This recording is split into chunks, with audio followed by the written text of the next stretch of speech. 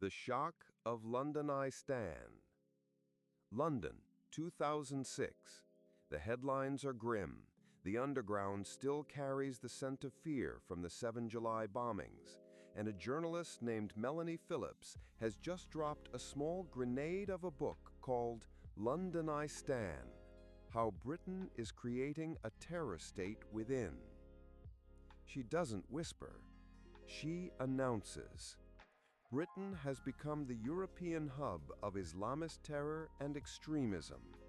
A sentence like that hits the page like a klaxon.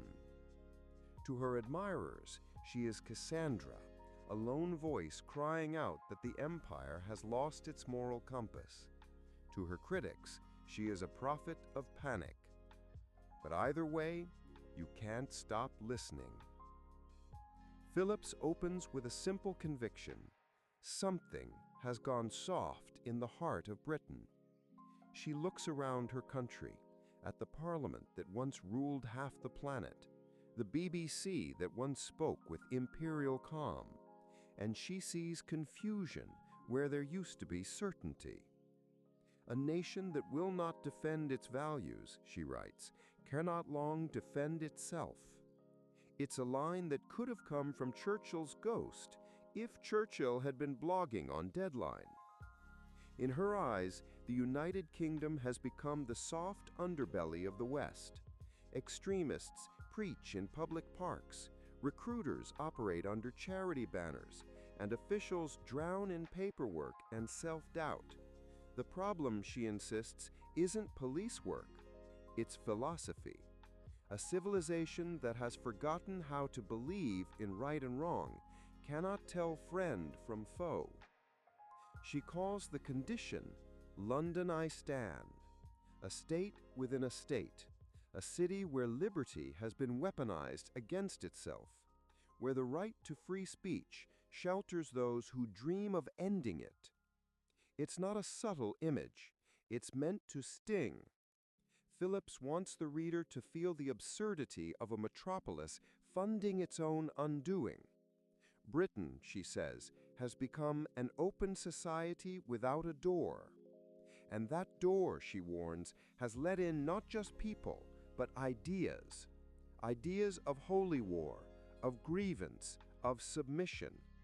Not every newcomer carries them, of course, but enough to make her fear that tolerance has become suicide by courtesy. Underneath the political firebrand beats the heart of a disappointed patriot. She sees a cultural collapse, schools teaching relativism, churches apologizing for faith, journalists sneering at conviction. In her words, moral certainty is now considered more offensive than moral collapse. She blames the intellectual class, the professors, editors, bishops, for mistaking self-criticism for virtue. A country once defined by Shakespeare and the Book of Common Prayer now defines itself by its aversion to definition. And in that void, she argues, radical certainties rush in. Then comes multiculturalism, her favorite villain, and her most controversial target. The intention was noble, a Britain generous enough to make space for everyone. But she says the policy has produced not harmony, but tribes. Britain has allowed a multitude of cultures to flourish, but in doing so has forgotten that a society also needs a center. Neighborhoods live side by side, but not together. Flags multiply.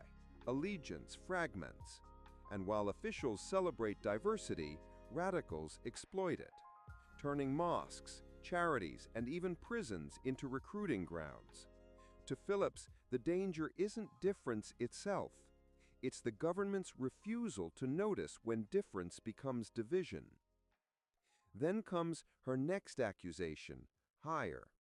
The institutions, the Home Office, the courts, the BBC, the church, all of them, she claims, on their knees before terror. Civil servants hide behind legal niceties. Bishops preach empathy when they should preach boundaries. every bureaucrat in her telling is terrified of being called racist, and so nothing is done until something explodes. She mocks official policy with dark humor. Britain's counter-terror strategy, she says, could be summed up as apologize early, apologize often, and print the leaflet on recycled paper. It's satire with an undertone of despair. At the core of Londonistan lies a grander claim, that the West is fighting an ideological war, not just a security problem. Phillips writes of a global jihad with one distinct aim: to overthrow Western culture and re-establish the medieval Islamic empire. To many readers, that sentence felt like a flare shot into the sky. Brilliant, frightening, and maybe too bright to see clearly. Yet her point is philosophical. This is not about bombs, it's about beliefs. You can't defeat an idea, she says, with bureaucratic timidity. You need conviction, the moral confidence to say, this is who we are and this we will defend. And that's the phrase that repeats like a drumbeat through her book: identity, conviction, defense. She's not calling for blood, she's calling for backbone. But her language blurs easily into battle cries, and that's what makes the book burn. For Phillips, the West's greatest sin isn't oppression, it's amnesia. She sees the children of the Enlightenment busily dismantling their inheritance, mistaking skepticism for virtue. We've built a culture that doubts everything except its right to doubt. She warns that this cult of neutrality will end not in peace, but in paralysis. Critics, of course, pounced. They called Londonistan alarmist, xenophobic, lacking nuance. They said she painted an entire faith with the brush meant for a few zealots. They pointed out that most British Muslims rejected extremism outright and quietly kept the country running, driving buses, teaching classes, stitching the NHS back together. But Phillips was undeterred.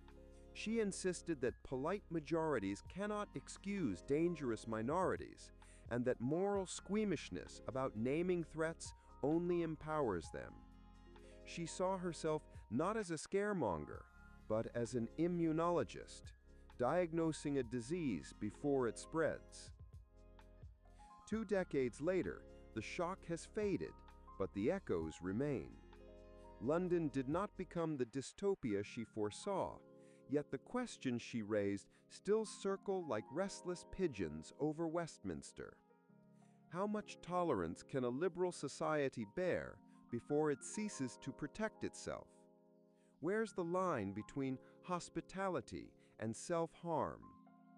Can we celebrate every identity and still keep one of our own? Even her fiercest opponents admit she forced Britain to look in the mirror, and maybe that was the point. Alarmism, after all, can be a kind of civic defibrillator, a jolt meant to restart the heart of a sleepy nation. But beneath the shouting lies something almost tragic. Phillips writes as though she's mourning a country that no longer recognizes itself. The Britain of Churchill and the Beatles she thinks has become a polite boarding house with no house rules. Freedom, once a badge of pride, now feels like a burden too heavy to defend. She may overstate, but the anxiety is familiar. How does a civilization survive when it forgets what it's for? When the only thing it's certain about is uncertainty? Londonistan ends with no solutions, but with an ultimatum. Either the West rediscovers its moral confidence, or it will be overtaken from within. It's a line that still chills, partly because it's impossible to prove wrong. No explosion required, no invasion necessary, just drift. The book's critics saw hysteria. Her readers saw honesty. And the rest of us are left with the uneasy knowledge that both might be true. Because liberal democracy has one fatal weakness. It teaches us to question everything, including the reasons to defend it.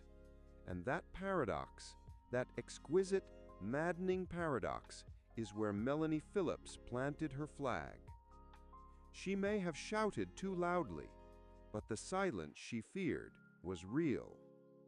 For better or worse, Londonistan forced Britain to ask itself a dangerous question.